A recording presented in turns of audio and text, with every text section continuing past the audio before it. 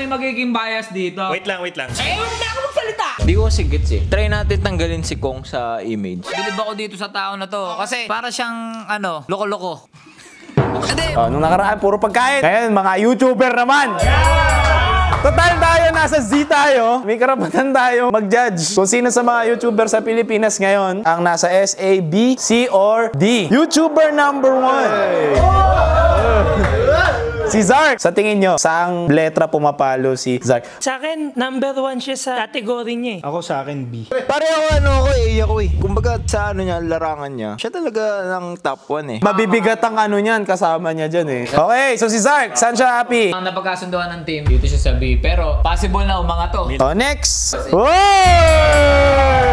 S-tier! S-tier agad! There was a year na international level. Ganun big deal. Ako sa akin Hindi. Tama na. S yan. Double S pa. S. Ang akin naman kasi, pwede kasing sabihin sa kanya, yung views niya, iba na sa view count niya dati. Pero kasi naman, hanggang ngayon yung virality, tapos nadala niya sa TikTok. So dapat mag-pay respect tayo dun sa naabot nila eh. Isipin mo, pinalo ka ni Jungkook. Sumaludo ka sa mga tunay, pare. Dikit yun na yan. Huwag na tayong natin pahabayan. Sorry, hindi may dikit eh. Ang galing mo, pare! Okay, next.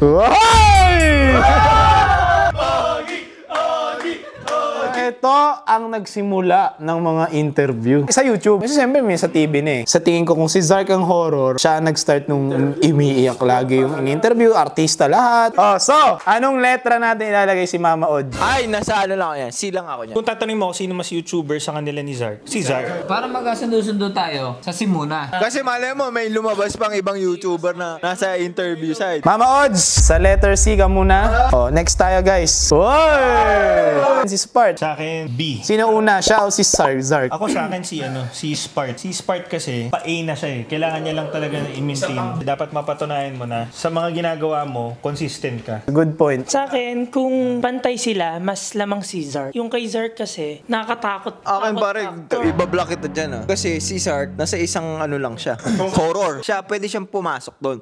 Si Zark ba, kaya niya bang pumasok sa Si Spart, may mga ibang gumagawa din na crazy content na pwedeng gayahin. Tapos yung kay Zark, ilan ang kayang gumawa rin? Parehong may point actually pare, ako eh. Kasi napanood ko na siya mag-shoot. Kumbaga dedicated talaga siya sa ginagawa niya. Yan! Alright, next! Tony G. Ako si i-ano na natin kay Mama Od kasi same principle. Although kasi, hindi ko siya pwedeng tawaging lazy. Pero kasi, from saan sila nag-start, it's easy to na mag-interview. Unlike yung kapatid niya, content talaga ginagawa. Para lang i-clear, mahirap ang interview na content. Mahirap talaga. Lalo kung up and coming ka. Hindi, pare, sa likod talaga ni Mama OG yan. Next natin. Uy, sumilip. Uy, ayan. Bebe ko yan! Tanong, kung di siya naglaba, sa tingin nyo nasa posisyon siya? Oo, pare, kasi kung may car wash siya. Hindi, ako sa akin, A. Bebe ako dyan kasi kadalasan yung content niya gaya eh. Pero, YouTuber kasi ang pinag-uusapan, yung pag-upload niya hindi naman consistent. Pangalawa, yung mga content siya, mas madali. Pero hindi natin maaalis yung fact na YouTuber talaga yung galawan niya. Kahit anong tignan mo A ako A. Pwede siya sa A. Ang maganda kay Ivana, nag-start siya as YouTube nga. A! Next, Vice Ganda! Wala yan, parehas YouTuber. Di yan, pare. Yung work ethic niya sa YouTube, parang lang. Shoot mo ako. May ma-upload tayo, parang ganun lang. As artista, pare, idol yan. Pero as YouTuber, pare. Tama yung sinabi ni Adrian. May pagka-unfair, pagka-artista. Kasi hindi na nila need gumawa talaga ng super hirap na content. Kasi yung strike nila, may audience na. Game. Dikit na nyo na yan. Mama Vice, pasensya na as YouTuber. Next. Ayan. S. Sabi-sabi, S ako dyan. Ako S din ako. Ikaw. Ako ko dyan, kiss ko na lang siya. Nakita ko na yan, nagsama na kami yan. Next! Ayun! Nakalapag na si Spart tsaka si Zark. At magkakagrupo yan. Mukhang may magiging bias dito. Wait lang. Huwag na ako magsalita! Dapat A siya. Kung yung output niya is kasing consistent nung dati niya. Ano siya sa akin? B siya na talagang sagad na. Saka pre, hindi rin natin pwedeng itanggi yung piso niya. Follow sa Facebook tsaka sa Di pare, ako kung hayaan nyo ako i-A ko siya. Ang gusto ko kay Adam kasi, hindi niya hinahayaan na yung idea niya bababa dun sa hinihigitan niya. Ako okay ako sa A, impact-wise. Kasi ang daming gumaya talaga. Sa bagay, ako A pero lower A. So dikit nyo na sa likod ni Miss Ivana. Next! B. Cortez. Ako yan, ano yan? Komportabling A. Pwede ba nating i-relate na yung situation nila Mama Odge, nila Vice? Hindi, kasi pa rin napatunayan niya yung sarili niya na hindi lang siya basta binuhat ni Kong eh. Tsaka yung ugali niya, bagay talagang pang YouTube. Oh, pre, yung mga reaction niya, lalo na yung tawa-tawa niya, nakakadala eh. So kung i-A natin siya, usog ba si Adam? Ako usog si Adam. Quality, nasa likod daw ni Adam yan, pare. Oo, ikot pa rin talaga sa Team Payaman. Pero ako nagiging honest lang ako. Si Adam, although malayo na yung narating niya, tsaka mahirap yung ano niya, pwedeng mas magaling si Adam na content creator. Pero saan ba siya galing? Ako sa akin, lamang pa rin si V sa kanya. Di ko kasi gets eh. Try natin tanggalin si Kong sa image. Tapos V lang. Kaso nga, andun eh. That's unfair also kay V. Kasi para nating sinabi na hindi siya uubra nang wala si Kong. Ako sa akin, napatunayan ni V na YouTuber siya on her own. Yung body of work niya, mas marami kaysa kay Adam. Ako for me pare, difficulty sa quality ng content. Adam talaga. As YouTuber talaga. Ang tingin ko kasi sa kanya, mga ka-content niya, di ba? Si Donalyn, si Ivana. Hindi kasi pwedeng content lang eh. Dapat as YouTuber. Kasama doon yung impact mo, yung views, yung numbers. Eto pare, kung virality, sino ba yung mas mas grabing mag-isip? Hindi ka pwedeng maging YouTuber kung wala kang results, pre. Walang hate na nasa likod CV. Pero yun, para sa akin ganun. Next. Oh, yan. Oh. Sige, debate kayo ulit. Alex Gonzaga. Walang issue eh ako dyan. Pare, bilib ako dito sa tao na to. Kasi para siyang, loko-loko.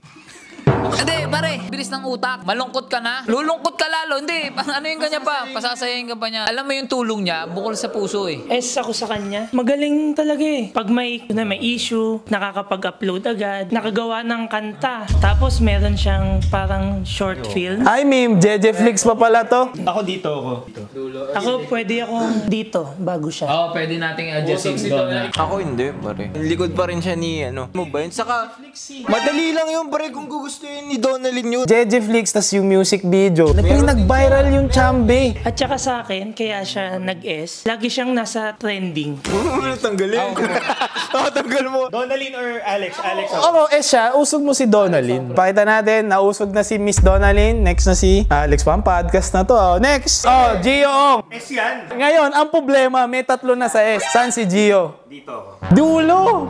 Dinulo. Agree okay, Miko. Sa dulo. Possible pa siya na umangat eh. Hindi pa nakukuha ni Gio yung yung pick eh. Ang gusto ko sa kanya kasi pre, wala na siyang ibang pinapakita kundi yung gala lang nila. Katulad nun, yung na-aksidente siya. Okay, sinabi niya na-aksidente siya. Pero wala nang vlog-vlog na kung paano siya naghilo. Ako yun. Pagtanggal nung langheb, bablog ko yun. O, so saan? Dulo? Pero close yan ha. O, baga close si Donna. Next natin, Agassi. Si Idol. O, so eto, safe to say, nauna si Zark sa mga horror. Ako B. Ako sa C ako kasi nag-pick sila at some point pero hindi kasi na-maintain. Pwede siya sa C. Iusog nyo na sila Mama Odds. Ako mas nakikita ko yung value ng content nitong dalawa kesa sa kanila. Kasi kung pupunta ako sa kanila, punta na lang ako dito. Pwede ako dyan sa C sa taas. C una ako kasi yung argument nyo kanina kila Mama Od, interview eh. Di naman sa nila lang, pero parang yun agad ang naging go-to nila. Si Agassi, nag-explore din. Unahin ko siya kila Mama Od. Kasi nakikita ko siya kasi magkakadikit to eh. Sa una. Sige, ako C ako sa una. Oh, next tayo. Wow! Ang taba! Sino ang mas angat na letra? Yung kapatid ba na babae o ang kuya? Rans ako, pinakauna. Tingin mo? Base sa impact. Kaya umabot silang international. Utak ni Rans. Behind the scenes yan. Ang pinag-uusapan natin as YouTuber. Siya yung unang naka-reach ng 15M. Okay, good argument. Sa akin, kung number 1 si Niana, mas angat si Rans. Kasi kaya na-reach ni Niana rin yan. Dahil Ako pre, kay pabor ako kay Kip. Pinag-trumpet mo ba naman yung yung banda, tapos sumasayaw si Niana? Despacito. Lalagay ko nga si Rans sa S. Respect na din eh. No? Kumbaga sa swimming, si Michael Phelps yan. Reliable source to. Tagal na tulog na ito. Katabi ni Rans to. Oh, next. Bex Battalion. Ayan. Ang mag-rank lang yan si Abby. Abby, take it away! Ang nag-start pre si Chad Kinis. Impact-wise, pare ko Pwede siya sa B eh. Or C. Naunahan. Pwede akong magbidulo sa kanila. Ako A pwede. Pwede ako B dulo. Basta ako kung ano yung kay Abby, yun ako. Pwede tayo sa B. So, tayo. Mag, saan ka? A dulo. O, A dulo tayo. A dulo, Bex Battalion. Next. Sabi, Wow! Market nito, mga mami. Yung level ng buhay, kahit paano na-inspired sa kanya. Kahit nasabihin mong mamahalin yung binibili niya, at least kahit paano, gusto ko rin ng ganon. Kasi siya, mayabang. Ginaya ni Michael B to. Impact-wise, malaki talaga. Ako, B, dulo. Ako, si dulo. Letter C. O, bashing. Juni Boy. Ako dulong A. Ako ang argument ko dyan, siya yung nag-elevate kay Kong nung pandemic. Ang galing. Yung brilliance niya nga talaga sa YouTuber, mas napakita niya sa Kong TV. Karakter ka talaga. Mas nakakatawa yung Juni Boy Sa Kong TV. kesa yung Juni Boy. So, agree ba kayo, A, dulo? Ako sa akin, mas mataas sa akin si Juni Boy kesa dito kay... Usog nyo na lang. Juni Boy sa A.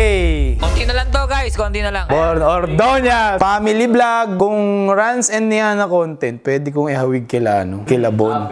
una ako dyan. A, una, pwede din. A una ako. Ako, ako. Pangalawa siya kay Kasi si Ivana malakas pa rin hanggang ngayon. Kasi kung content, panalo si Bon kay B-Boy. No offense sa BG. Kung kunyari lang na mawala ang grupo, kaya ni Bon mag-isa, boy. Siya kasi ang image ng BG. Self-made kasi si Bon. Ay, alam ko na, para mas to put in perspective. Billionaire gang, Team Payaman. Team Payaman. Kong o Bon. Kong, di ba? Bon o Juni Boy? Bon ako pare. Yan ako. Si Boss Bon ay nasa second rank ng A. Ayun! Ninong Rai. Torn ako between Bon Two lovers. Ninong. Mas madalas mag-trending si Bon. Pero, hindi naabot ni Bon, yung naabot ni Ninong. Right? Which is, Celebrity status na. Facebook arguably S yan. Feeling ko, kung YouTube only, Dito lang siya. ako dito. Kung ako lang, dito ako sa just to see Spark. Pero hindi ko masabi kung saan dito sa B. Let's say na lang na mas popular siya between the two. Iuna na lang natin siya. Pero yung popularity kasi walang-wala tong dalawa. Kasama sa pagiging YouTuber yun Ako parang dito, pwede ako dito. Usog nyo na lang yung dalawa. Kung pag-uusapan Facebook kasi, hindi mo Si Dulo. Okay. Last two mga kaibigan. Okay. Next. Hindi ako dyan. Ang ganda nung umpisa niya kasi tas hindi niya na-maintain. So D, nagpahinga ba? Siguro nag-focus sa team. So, kumaga pwede siyang mag-A talaga. Pwede pre. Kung ngayon ganun pa rin, baka nga S o A. Sayang to si Boss D. Boss D sa C. Dulo. Eto na ubusan ng enerhiya. So yung Bono! Parang king of Philippine YouTube. Chicken Pit Gang, 10 utos, daily vlog, prank, family vlog. O ngayon, medyo padadi na, body transformation na. Ito yung mga nauuna, Rans, Kyle, and Niana. Saan ngayon si Boss Kong? Dito ako. Pangatlo ako. Next to Niana. Sa akin, kung base sa impact sa Pinas, siya una. Ang lamang kasi nila, na-reach nila yung international. Pag sinabi mong kung talaga sa Pinoy, number one. Longevity. Kasi mo eh. Same. Si Si Kong. Kong tsaka si Rans, halos magkasabay. Pero si Rans, medyo... Mas nauuna na nun. Tsaka, ito sa atin, opinion naman natin to eh. Ang akin dyan, number one si Kong. Kasi yung pick ni Kong, bukod sa hindi makukuha ni Rans and Niana, at the same time, yung pick ni Kong, napakahaba. Hindi nagda-die down talaga. Ngayon, tatanungin mo ako, nag-international si Kong? Hindi. Pero tinambakan niya si Rans and Niana sa achievements pa lang sa Pilipinas. Agree ako sa longevity, tas 2 million views ka pa rin hanggang ngayon. Saka si Kong, may feeling ka na forever na si Kong. Siya yung nag-break ng mga rules na sabihin natin mura. Yung title at niya. Wala pre, one talaga. Pre, one word title, walang sense, tas thumbnail na walang sense. Alam mo yan, pre? Suggestion lang ni YouTube yan na thumbnail eh. Hindi, actually wala naman argue dito eh. Kumbaga inaano lang natin na number one talaga siya. Ako, ang feeling ko sa kanya, confident siya na kahit mawala siya ng ilang buwan, pag bumalik siya, abangan siya. Yun na yung feeling eh. Feeling ko ayos yung ginawa natin. Kong, lagay nyo na yan. Wala nang debate dyan. Yung dito lang talaga ako medyo... Ito hindi ko sure. Din sila talagang iyaman. Depende na sa inyo paano nyo babaguhin. Okay, bye. Sa mga fans ni Mama Bay, siguro gets nyo naman YouTube kasi, YouTube. Black Cookies, saan tayo? Layo pa. Hindi ko yung MJ. Rico Bodo. Hindi nga ako nakasubscribe dun.